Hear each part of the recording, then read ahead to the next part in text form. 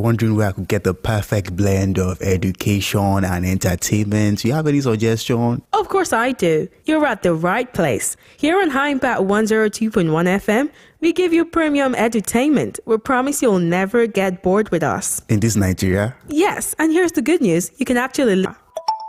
What's so appealing about April, you may ask? Well, April showers bring May flowers, and the beauty of these flowers are in full effect when they bloom. And so, we don't need no other reason to declare our High Impact Court of Appeal in session. Court! All rise. Court is now in session. You may be seated. Welcome to April Appeal, where everything we find appealing, or not, is tabled before our court. We're stacking up appeals in every sense of the word. Want to appeal to our sense of sound? Sing to us, and we'll play you fantastic music. Offended someone? Appeal to them for forgiveness. Is it too late now to say sorry? Share your food recipes with us on air. Tingle our sense of taste. Don't leave the sense of humor behind. Let's make each other laugh. If there's something strange in your neighborhood. Appeal to the relevant authorities to fix it. Follow us on High Impact 1021 FM and tag us in your fun videos while you vibe to our tunes. Appeal to our sense of sight. It's April Appeal, citizens. Let us know what you find appealing or not in the most creative ways. Put a touch of class and finesse on your brand by advertising with us at High Impact 1021 FM. For more information, call 0706 393 5694, 0915 958 1881, or 0902 745 3931. Follow us on our social media platforms at High Impact 1021 FM. Our deals are hotter than the weather itself. Our deals are hotter than the weather itself. AI Impact. Hi, how may I help you? I've been curious.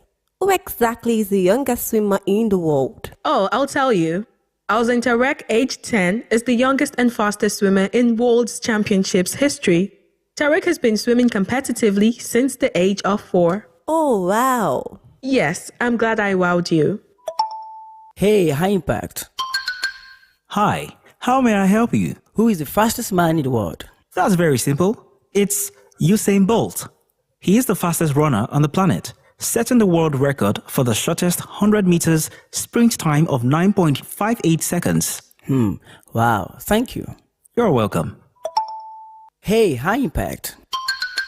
Hi, how may I help you? Who is the shortest basketball player in the world? I like your curiosity. I'll tell you. Muggsy Bogues is the shortest player in the National Basketball Association history, listed at 5 feet 3 inches tall. He was drafted 12th overall by the Washington Bullets in 1987. Oh, wow, that's interesting. I'm glad you asked. Hey, High Impact. Hi, how may I help you? Which club is the first to win Champions League? That's very easy. Real Madrid. The first Champions League was won by Real Madrid during the 1955 and 1956 season. Oh, thank you. You're welcome. You're listening to Sports in a Jiffy on High Impact Radio 102.1 FM Lagos.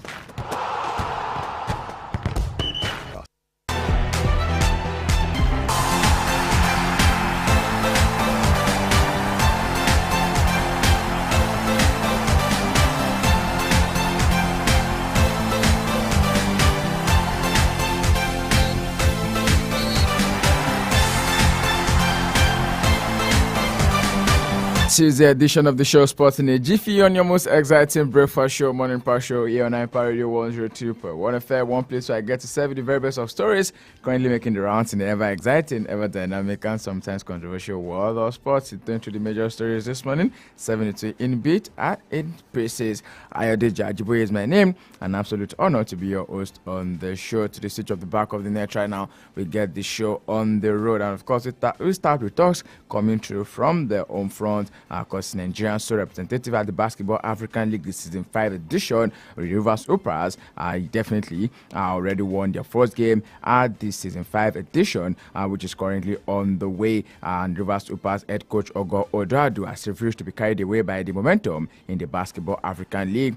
Their next game in the Kalahari Conference against Al Ittihad of Egypt, which is going to be played later today, right there in Rabat, Morocco. Just like I mentioned, the Kingsmen have recorded emphatic back-to-back wins in the first two games, beating Stade Malien 80-61 points in their opening game last Saturday, before falling top with an 88-82 win over FUS Rabat on Sunday as well. And the next game is said to be posing a different level of challenge as they come up against the Egyptians, who also have won their opening two games, beating FCS Rabat 71-60 points and Stade Malien 72-69 points. The Nigerian champions currently top the group with a superior point difference and look like favourites to qualify automatically for the playoffs along with Ittihad, but Odrado is focused on the bigger picture ahead of the next round of matches in the playoff. Don't forget that the season 4 edition, this team made record for themselves, becoming the only Nigerian team to make it into the quarterfinals of the Basketball African League in its 5 years of existence.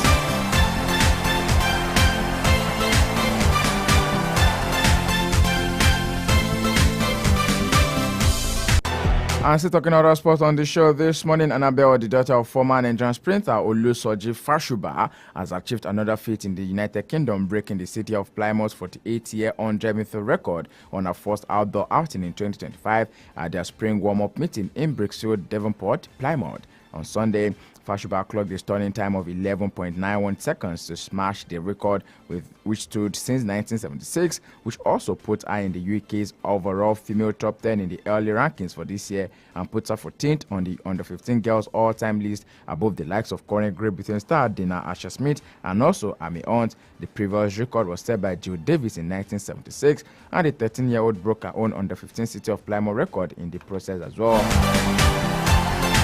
Talking other sports on the show this morning from our cruiserweight match of the September 2024 bout. Speaking to newsman Bilio, expressed confidence in Joshua's abilities despite his previous defeat to Dubois. The first fight between the two British heavyweights saw Dubois score a heavy knockdown at the end of the first round before finishing Joshua with a conclusive knockout in the 5th round. And Joshua has been rebuilding his career following back-to-back losses to Alexander Usyk, with knockout victories over Francis Ngannou, Arthur Wallin and Robert Illinius.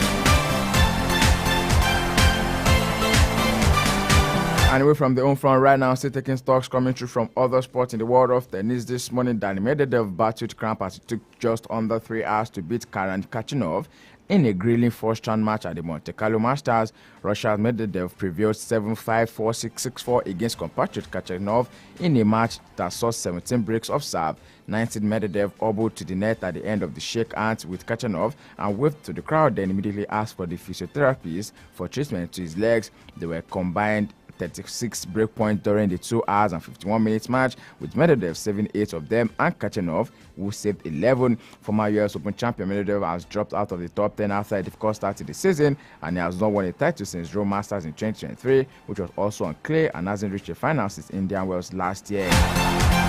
17 of the men's top 20 singles players will feature in Monte Carlo, including Novak Djokovic, Carlos Alcaraz, and Britain's Jack Draper. Talking tennis this morning, Novak Djokovic is approaching his 30th birthday next month and finds himself at an important point in his tennis career. The 24th-time Grand Slam winner is thinking about retirement while still chasing 2 major achievements that could add to his already impressive legacy. Djokovic just one title away from his 100th career trophy and is also hoping to win a record 25th Grand Slam title. The Serbian star recently missed the chance to win his 100th title after losing the Miami Open final just a week ago, and despite struggling with motivation earlier this year, reaching the final in Miami has given Djokovic a fresh boost, with the current world number 1 having a poor start to 2025, including a run of 3 straight losses after the Australian Open in January. Even though he lost to Jakob Menchik in the final, Djokovic said the tournament helped to clear some doubt in his mind. And the 37-year-old also admitted that staying motivated is becoming harder as he gets older. Still talking tennis on the show this morning, Carlos Alcaraz is fully prepared for the Monte Carlo Masters and will begin his campaign in the 2nd round thanks to a first-round bye. The 21-year-old Spaniard, who is currently ranked 3rd in the world, will face either Francisco Cerundolo or Fabian Emiliano Fuegini in his opening match. Accra is keen to bounce back after a disappointing run of recent results, including a surprise loss to David Goffin in the Miami Open and the semi-final defeat to Jack Draper at the Indian Wells. Draper went on to win the Indian Wells title, beating Ogarune in the final. And back on the clay right now, his favorite surface, Accra is expected to return to action and hopes to get his first ever win at Monte Carlo Masters while speaking to newsmen yesterday. Away from the ATP now to the WTA, Belarusian star Aryna Sabalenka remains at the top of the WTA ranking that was released yesterday. The 26-year-old has now spent 3 weeks as world number 1 and owes a strong lead over 3,000 points ahead of Poland's Igor Swiatek, who stays in second place. Jessica Pegula, who won the Charleston Open on Sunday, has moved up 1 place to return to a career best ranking of number 3, and this means she overtakes fellow American Kogugawa, who drops to number 4, and the rest of the top 10 rankings remains the same. Madison Keys remains on 5, Yasmin Paolini is 6th, Miran Dreva is 7th, Zheng Zhenwen is 8th, Paulo Badosa is 9th, and Rabikina is currently 10th on the rankings.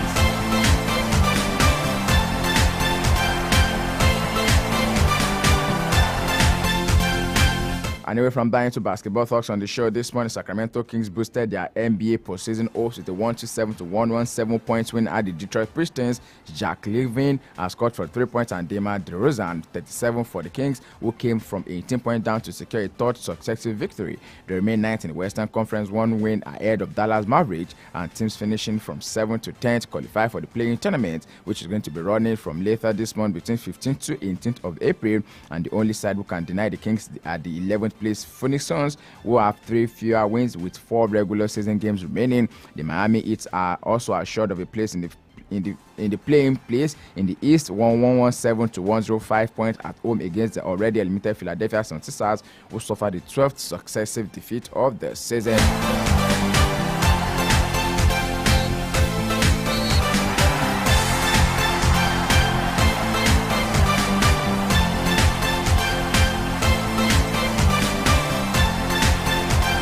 More NBA talks on the show this morning. LeBron James has revealed strong support from former teammate Pratt Beverly after a public disagreement with well-known sports commentator Stephen Smith. The row, which began as a disagreement about basketball, turned more personal and quickly became a big story in the sporting world.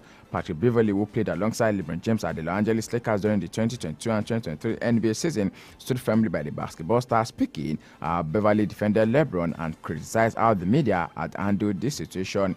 Beverly even compared LeBron to former United States President Barack Obama, showing just how highly he regards the 4-time NBA champion. He accused the media of being too quick to attack LeBron personally instead of keeping the focus on the basketball. Beverly is also feeling the criticism has gone too far, moving away from the fair sport analysis and into personal territory. And as the situation calms down, Beverly public support shows that even in difficult moments, LeBron remains a strong and respected figure in the world of basketball.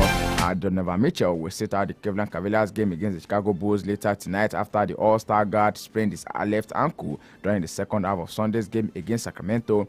Mitchell stepped on the foot on the Sacramento's key on Ellis near midcourt before losing his balance and rolling his left ankle, and the 6'3" guard was writhing in pain while being tended to by trainers before limping to the locker room. Mitchell eventually returned after sitting out nearly 7 minutes of action. He played the final 15 minutes of the Cavaliers' 120 to 113 loss. He was limping around the locker room after the game as well. Cleveland has a 62-16 record and need one more win or a bursting loss to wrap up the best record in the Eastern Conference for a 4th time in the franchise history.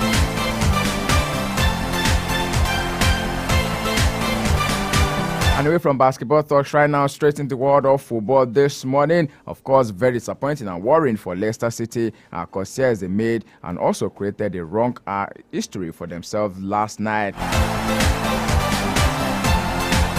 3-0 loss to Newcastle United was what Newcastle also needed to boost their chances of Champions League football come next season. But this can definitely mean a very bad antecedent for Leicester City, who needs to do more in the next 7 games of the season, or else they'll be finding themselves down in the championship. Ruben Nistelrooy and Jamie Vardy are now set to be responsible for the longest goalless home run in the Premier League history. The guy who used to hold the record for the most consecutive Premier League games scored in, and the guy who broke his record. What the irony, Leicester City are recording right this season. Because yes, don't forget at the point in time, it was said that yes, Jamie Vardy broke the particular record of scoring in 11 consecutive matches, one record that was being held by Ruud van Nistelrooy over time. Okay, so last night, defeat to Newcastle makes it 8 home games in a row without a goal for Leicester City, and of course, technically, it's all to play for these sides, but with 12 points between the bottom 3 and Wolves, it is more than the gulf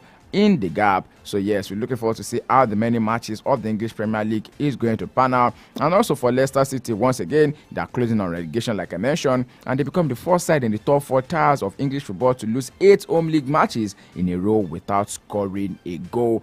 Quickly, let's go through the result of all the matches that were played yesterday in the English Premier League before we go straight into talks of the games that will be happening later tonight. Because don't forget, our Champions League quarterfinal matches are definitely going to be hitting our screens this evening.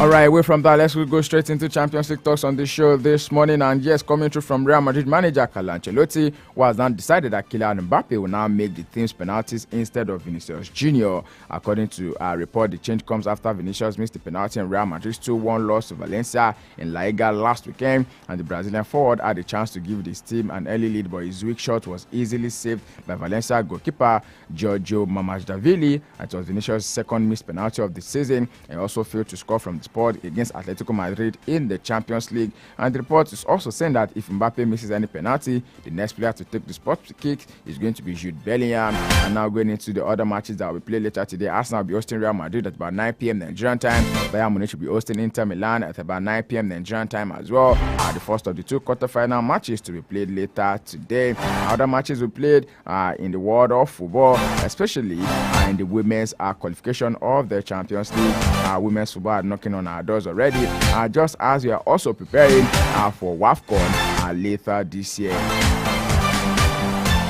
Sports in a Jiffy right here on Empire Radio 102.1 FM, and of course I'll be serving this in a Jiffy as I call it a wrap on the package this morning. Many thanks to you for being a part of the show. Okay, before I wrap up the show, quickly let's take this news coming through from the world of the Spanish La Liga, where Barca are now looking to appeal the victory for Dani Olmo. Okay, La Liga are definitely looking to appeal this time around.